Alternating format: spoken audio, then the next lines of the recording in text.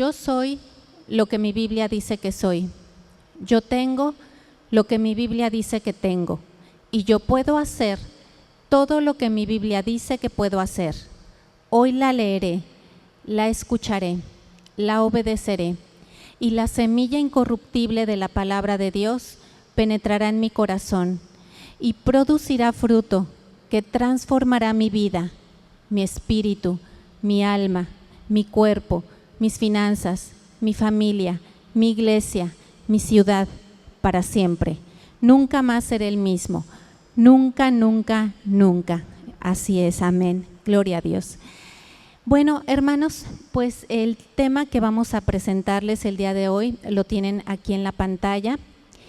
Un tema glorioso que se llama Jesús es Dios. Y para presentar este tema, mis hermanos, les quiero comentar. Gracias. Que existen dos libros en el Antiguo Testamento de la profecía, que son Oseas y el libro de Joel. Estos dos libros tienen una característica en común. Ambos escritos en el Antiguo Testamento entre el año 700 y 850, porque no hay mucha certeza. Ambos hablan sobre juicio venidero. En el libro de Oseas, ese exilio llegó a darse, ese juicio llegó a darse con el exilio que se dio a la tribu del norte, que fue llevada cautiva. Y en el libro de Joel, el juicio está enfocado a ese día terrible que habrá de presentarse, que se llama el Día del Señor. Cuando hablamos de la Biblia, un libro, cuando hablamos de cualquier otro libro de la literatura, esos libros están acotados. Si es ciencia, está acotado de un inicio a un fin, y pasan los años y resulta ser que lo que decía ese libro ya no es, porque hay avances, porque existen cosas que no existían antes descubiertas. Entonces, cuando hablamos de la literatura está muy restringida por el poco conocimiento que los hombres tenemos de todas las grandezas de Dios. Pero mis hermanos, cuando venimos a este bendito y glorioso libro, aquí encontramos desde el inicio de los tiempos, desde antes que todas las cosas fueron creadas, hasta la culminación de los mismos. Entonces, este libro precioso merece toda nuestra atención. Y hablamos entonces de estos dos libros de la profecía, Joel y Oseas. En Oseas encontramos en el capítulo 10, verso 12, que dice, y comentamos, mis hermanos, que estos dos versos que vamos a leer, tanto de Oseas como de Joel, están inmersos, como lo dijimos, en un contexto de juicio. Pero el Señor siempre, siempre manifiesta su misericordia, siempre avisa, siempre nos da el tiempo para que nos arrepintamos. Entonces, estos versos son de misericordia en medio del juicio, antes de que el juicio llegue. Dice Oseas 10, 12, capítulo 10, verso 12. Sembrad para vosotros en justicia, segad para vosotros en misericordia, hacer para vosotros barbecho, porque es el tiempo de buscar a Yahvé, hasta que venga y os enseñe justicia. Oseas nos dice que hasta que el Señor venga por nosotros o vayamos a su presencia, es tiempo de estarlo buscando. Y Joel, capítulo 2, verso 12, después de que describe ese hecho de ese día terrible que vendrá, del gran día del Señor, dice, Joel 2, 12 y 13, por eso pues ahora, dice Yahvé, convertíos a mí con todo vuestro corazón, con ayuno, con lloro y con lamento, y lacerad vuestro corazón y no vuestros vestidos, y convertíos a Yahvé vuestro Dios, porque misericordioso es y clemente, tardo para la ira y grande en misericordia, y que se arrepiente del castigo. Y gracias a eso, mis hermanos, es que tú y yo estamos en esta hora aquí, y todos los que por su misericordia vengan a su presencia. Entonces, Cuando decimos, y al final van a ver por qué estamos hablando de estos dos libros, de ese juicio que estaba por venir, porque esto fue escrito hace más de 800, 750 años. Les decía que la profecía que fue escrita en Oseas llegó en el año 722. Fue dicho con casi 100 años de anticipación y llegó. El reino del norte fue llevado cautivo a Asiria. Se cumplió la profecía. Joel nos habla de un día que está por venir, de un día que también se va a cumplir. Y en ambos casos, en ambos libros, encontramos algo en común, algo que está haciendo que se presente este juicio, porque no es la voluntad del Señor que haya juicio, pero sin embargo, su justicia perfecta exige que así sea. ¿Y qué es lo que tienen en común estos dos libros? El pecado. El pecado, ¿cómo lo define Dios? Cuando leímos ahorita el libro de Oseas en el capítulo 10, verso 12, ¿qué nos dijo? Buscad al Señor, busca a Yahvé. Entonces, no le vamos a preguntar al diccionario ni a nuestras personas queridas qué opinan que es el pecado. Le vamos a preguntar al autor de la vida. ¿Y él qué es lo que dice que es el pecado? En la Biblia, el pecado está presentado como la lepra y es una radiografía de la condición espiritual del ser humano. Si tú conoces por historia, porque actualmente se sabe que ya no existe la enfermedad, pero espiritualmente está tan presente como desde el primer día que hubo un ser humano en esta tierra. La lepra es una enfermedad altamente contagiosa, una enfermedad que hace que las terminales nerviosas dejen de operar. ¿Y eso qué hace? Cuando la persona con lepra metía su mano en la hornilla caliente de la cocina, no sentía el calor y se quemaba, pero él no lo sentía. O cuando metía su mano en agua muy helada, podía perder el miembro si no la sacaba. ¿Esto de qué nos habla? De que el pecado nos insensibiliza. Comenzamos a llamarle bueno a lo malo, y esa es lepra espiritual. La lepra, como nos lo muestra la palabra de Dios, apartaba a las personas. Las personas terminaban siendo alejadas de las comunidades por esto que estamos diciendo, que era altamente contagiosa. Entonces, esto es lo que el Señor nos dice, que era la causa por la cual iba a venir el juicio, porque había pecado. Y si nos vamos a la Escritura, podemos encontrar enseñanzas muy valiosas en cuanto a lo que era la forma de operar de la lepra. Tú recordarás, por ejemplo, vamos a hablar de 4 historias y cómo nos enseñan estas. Tú recordarás aquel hombre que se llamaba Naamán, que se encuentra en Segunda de Reyes capítulo 5, donde nos dice la Escritura que Naamán era un general del ejército del rey de Siria. Era un varón grande delante del Señor, delante de su Señor, y lo tenía en alta estima, porque por medio de él había dado Yahvé salvación a Siria.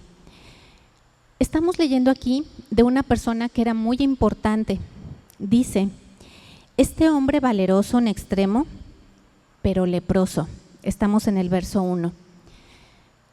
Dice que era una persona muy importante que le había dado salvación al lugar donde él vivía, a Siria.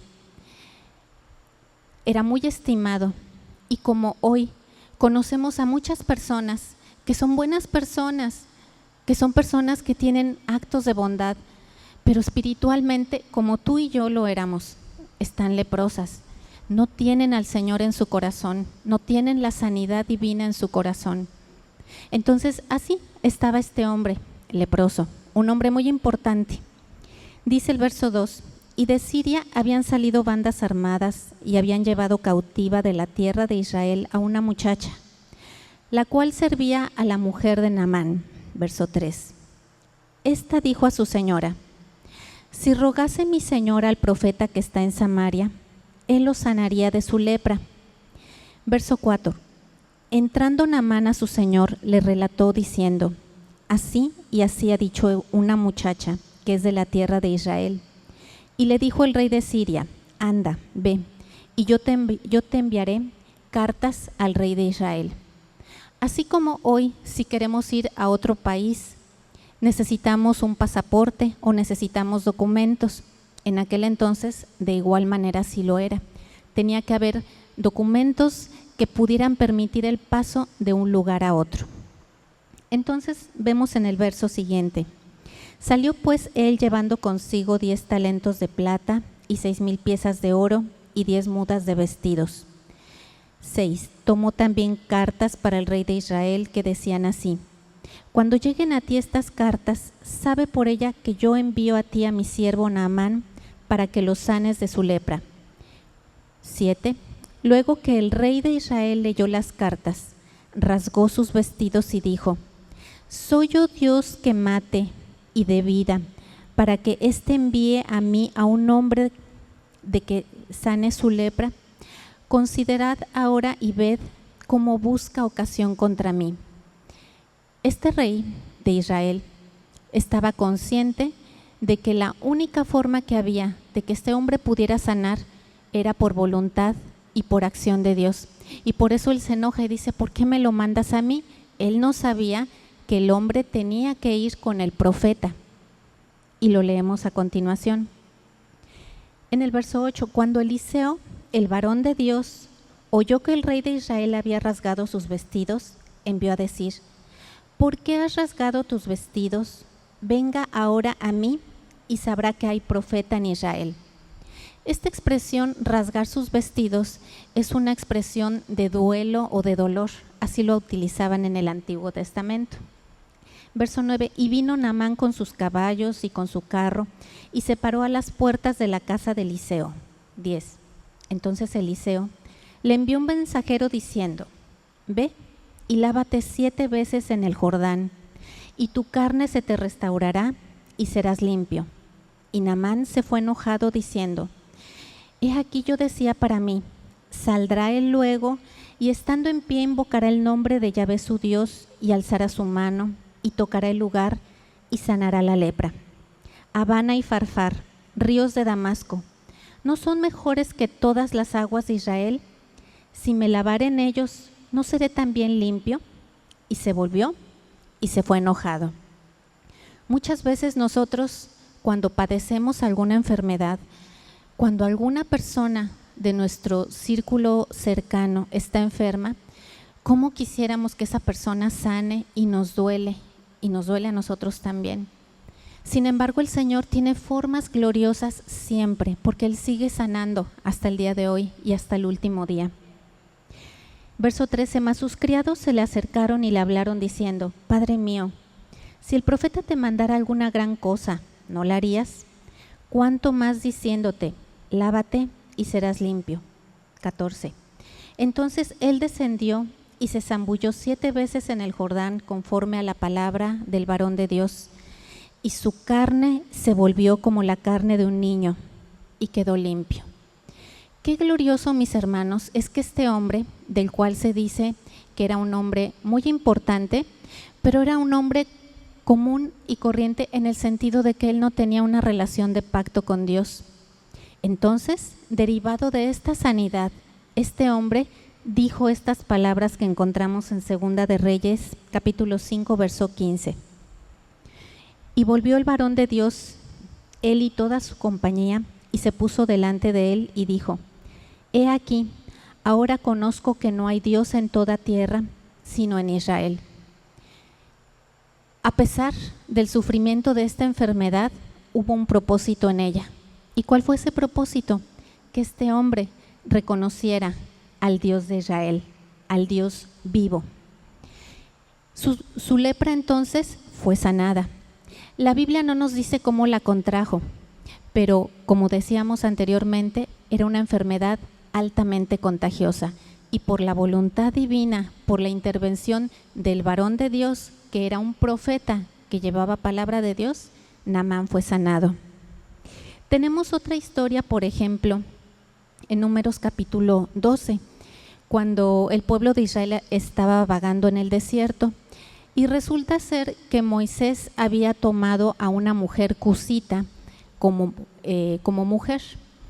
Entonces sus hermanos, el sumo sacerdote Aarón y su hermana María, hablaron mal contra él porque no les pareció que él haya hecho eso. Y más aún, dice la Escritura, que ellos dos tuvieron envidia porque dijeron, ¿a poco solamente por medio de él va a hablar Dios? Entonces dice la Escritura que por este hecho de estar hablando mal de ese siervo de Dios, en ese momento María fue leprosa. Dice la Escritura entonces que pasaron 7 días, ella tuvo que ser sacada del campamento y derivado de esto, ella recibió su sanidad. ¿Por qué? Porque Moisés intervino. Una vez más, fue por la voluntad divina, por la palabra de Dios, que ella fue sanada. Otro caso donde encontramos lepra fue con el mismo Moisés. En Éxodo capítulo 4, Dios ya le había comisionado para que él fuera y libertara al pueblo que estaba bajo opresión en Egipto. Las comisiones que da el Señor no son fáciles, mis hermanos. Él tiene una comisión para ti. Él te va a llamar para hacer una obra y necesitamos tener nuestros oídos dispuestos y corazones para obedecerle. Moisés, imagínate, el Señor le estaba diciendo que se iba a presentar delante de la persona más importante del mundo, porque Egipto en ese entonces era un imperio, y que le iba a hablar para ir a liberar a su pueblo. Entonces Moisés tenía tanto temor, tanta angustia e incredulidad que le dices que yo voy a ir y no me va a creer. Entonces el Señor le empezó a presentar una serie de señales para que él fuera con la confianza. Y una de las señales que le dio fue que le dijo, toma tu mano y métela en tu seno. Y entonces cuando él la metió y la sacó, la mano estaba leprosa. Entonces el Señor le dice, vuelve a meter tu mano. Él la volvió a meter y ya estaba sana su mano. ¿De qué nos habla todo esto, mis hermanos?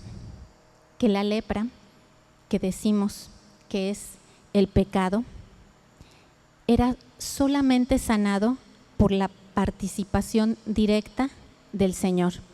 Pero encontramos un caso muy particular en las Escrituras, en 2 de Crónicas, capítulo 26, donde tenemos al 12º rey de Israel, que es el rey Usías.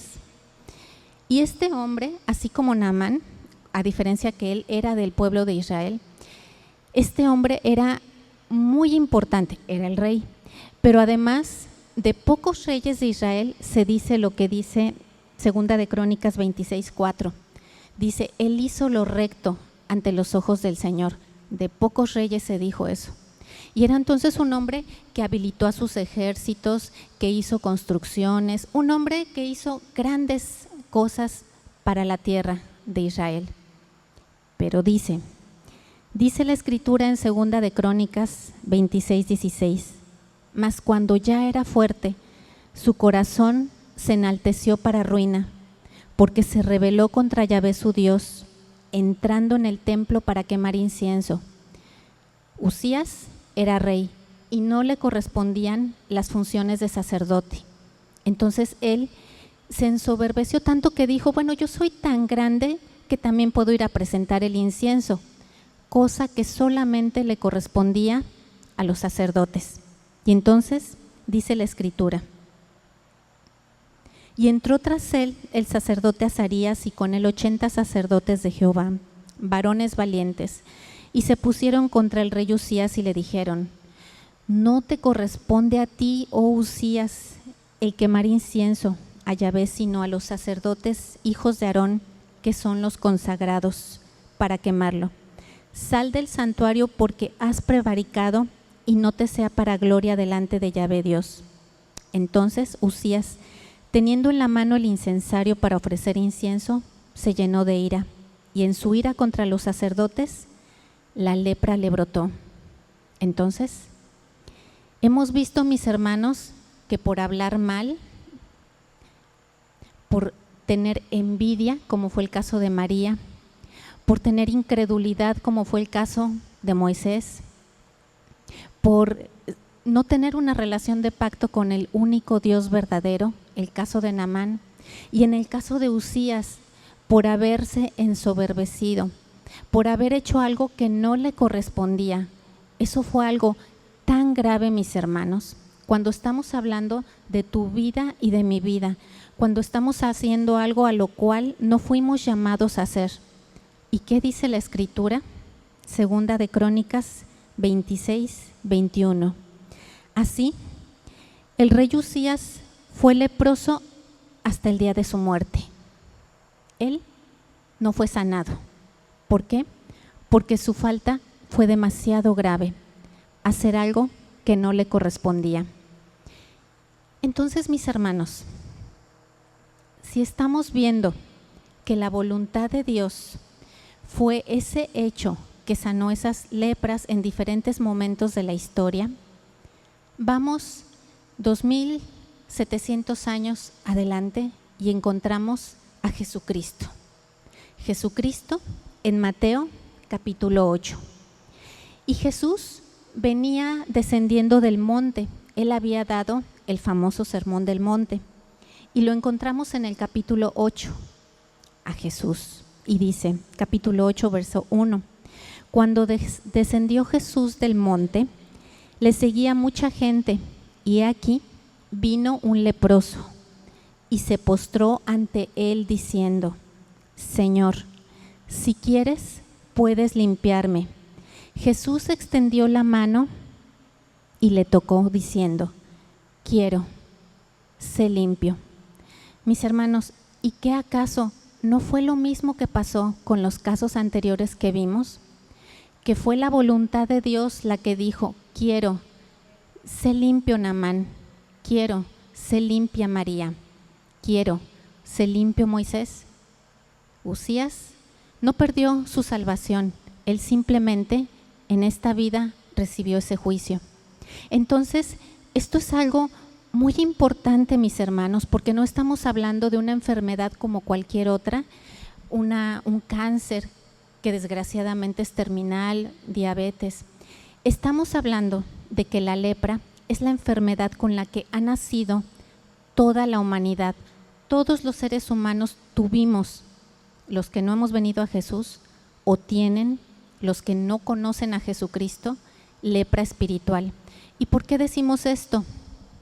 Porque Mateo es un evangelio que se caracteriza siempre por cosa que dice, irse al Antiguo Testamento y decir que se está dando cumplimiento a aquello que fue escrito cientos de años atrás.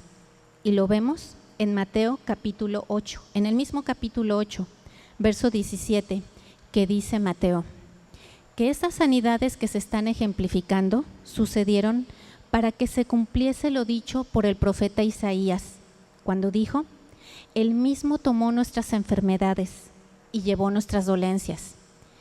Mis hermanos, la sanidad de la que nos libró Jesucristo es de la lepra espiritual, de haber estado separados de Él. Por eso es que gracias a Él ya tenemos comunión con el Padre. Bendito y glorioso Jesucristo. Jesús, citado aquí por Isaías, de Isaías capítulo 53, donde se profetizaba que vendría un siervo sufriente, aquel que fue destinado desde antes de la fundación del tiempo, pero ordenado en los últimos tiempos para la gloria de Dios.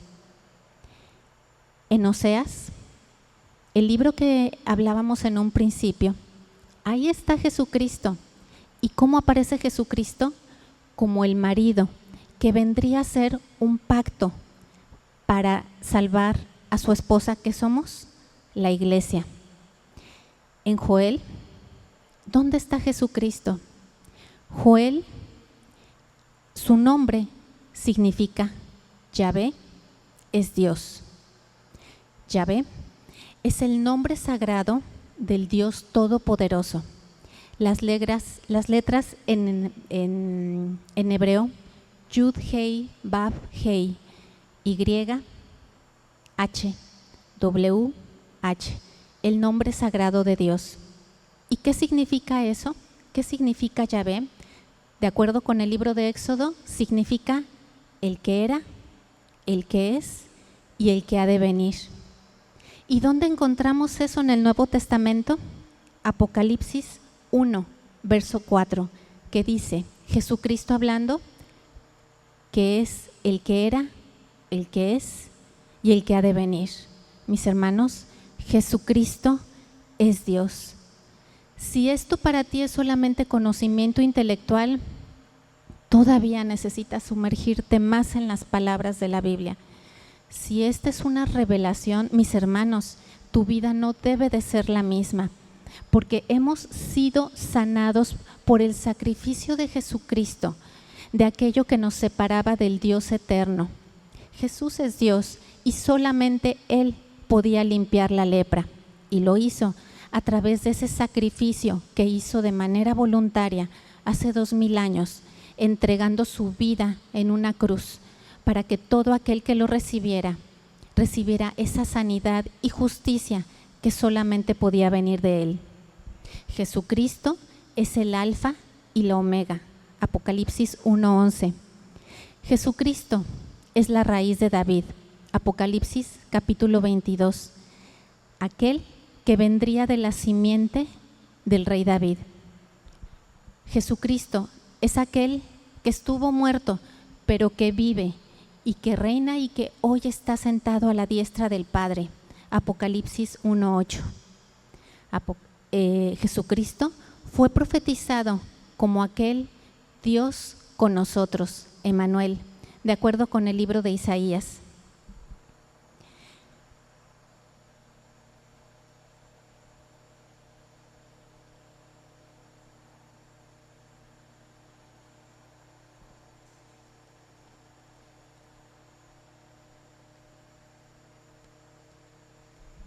En la Escritura encontramos designaciones hermosas de Jesucristo.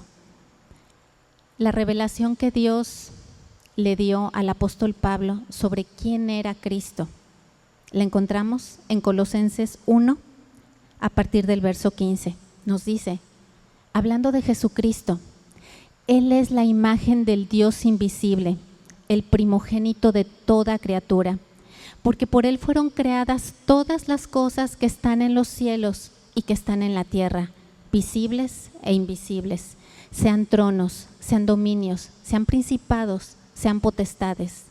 Todo fue creado por Él y para Él, y Él es antes de todas las cosas, y en Él todas las cosas subsisten. Y Él es la cabeza del cuerpo que es la iglesia. Él es el primogénito para que tenga en todo el primado. Él es Jesucristo, el Hijo de Dios. En el libro de Hebreos, capítulo 1, encontramos que Dios había hablado muchas veces y en muchas maneras en otro tiempo a los padres por los profetas, pero en estos postreros días nos ha hablado por el Hijo, a quien constituyó heredero de todo y por el cual asimismo hizo el universo, el cual, siendo el resplandor de su gloria y la imagen misma de su sustancia, y quien sustenta todas las cosas con la palabra de su poder, habiendo efectuado la purificación de nuestros pecados, por medio de sí mismo, se sentó a la diestra de la majestad en las alturas, hecho tanto más superior que los ángeles, por cuanto alcanzó más excelente nombre que ellos. Es Jesucristo. Si podemos, seguimos hablando, mis hermanos, de este tema y quisiera que consideren por un momento esto. Imaginen que estos son dos imanes y el mismo color nos habla de una misma polaridad, por ejemplo, polo positivo y polo negativo, o al revés, polo positivo y polo negativo. ¿Has hecho esto alguna vez en tu casa? Cuando tienes dos imanes de polaridad diferente, tú vienes y los juntas y se pegan, porque hay una fuerza que está interactuando entre ellos.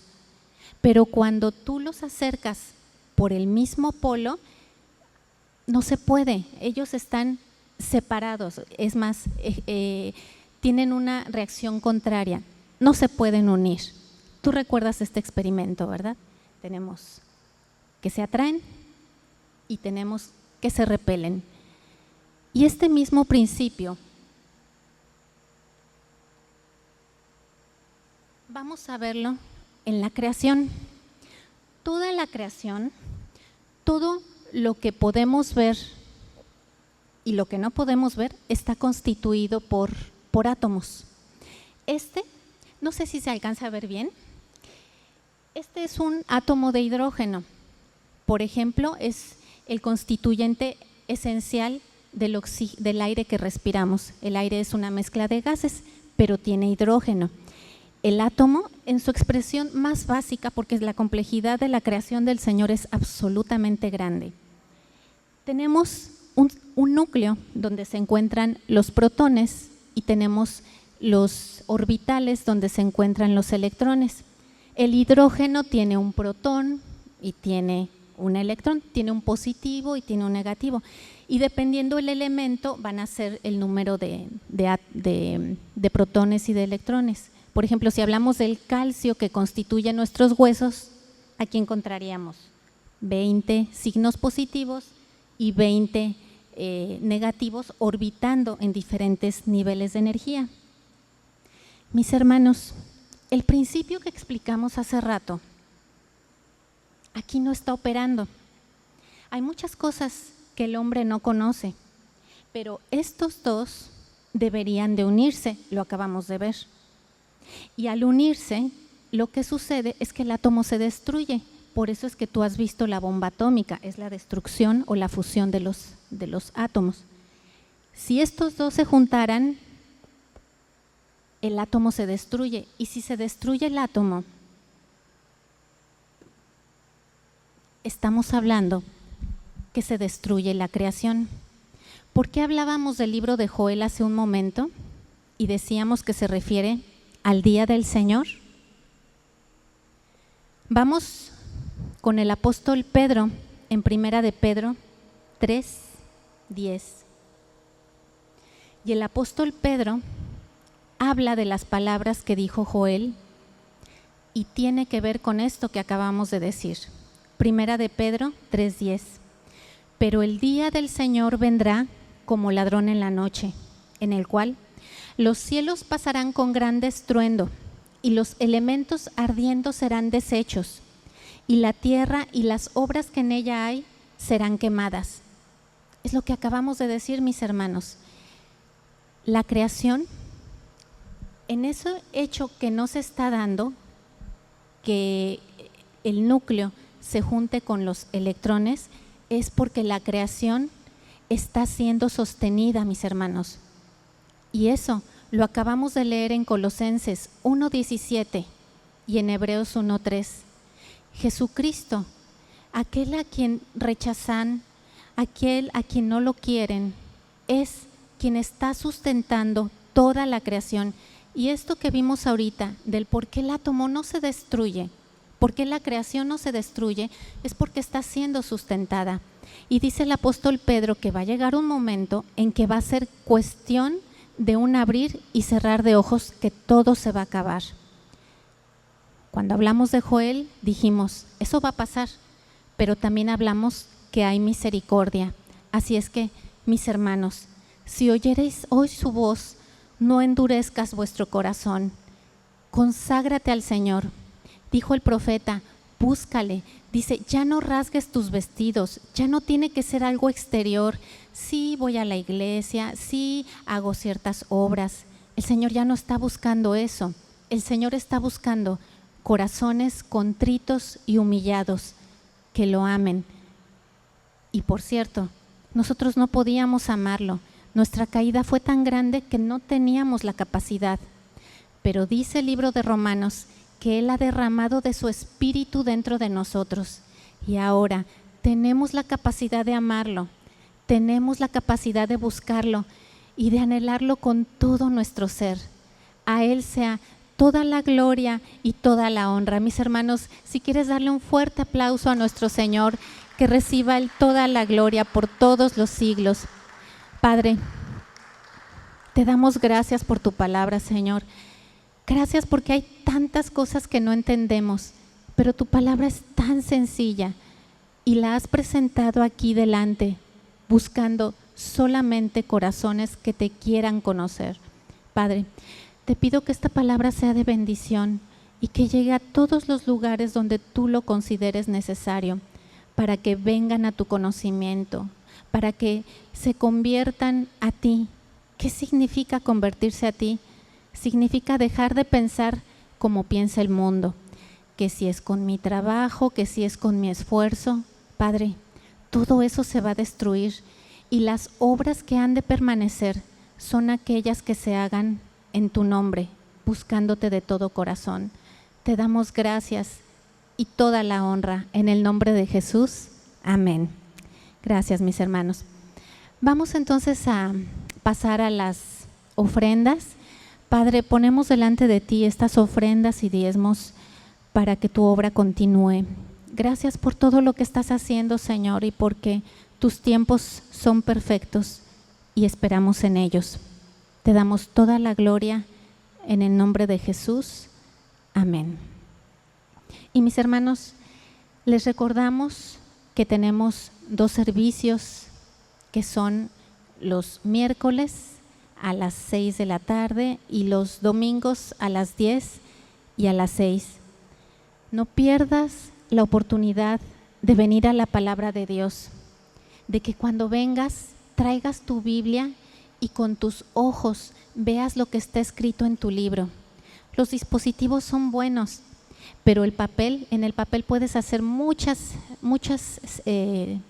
señalar y sobre todo tatuarlo en tu corazón. Te invitamos a que te consagres a la palabra de Dios. Si ya la leíste una vez, si ya la leíste 20 veces, este libro no tiene fin y cada vez que tú vengas a él vas a encontrar algo. ¿Por qué? Porque la verdad es como la luz de la aurora que va en ascenso. Ahorita entiendes A más B, pero después vas a entender al 100 y después vas a entender, porque así es la verdad, se va haciendo tan clara como la luz del día. Por eso te invitamos, consagra tu vida a la palabra de Dios. Así que, mis hermanos, vamos a quedar despedidos. Si gustas ponerte de pie y decimos: que la bendición de nuestro Dios, Padre, Hijo y Espíritu Santo sea sobre todos nosotros, que todo nuestro ser, espíritu, alma y cuerpo permanezcan irreprensibles hasta la venida de nuestro Señor Jesucristo.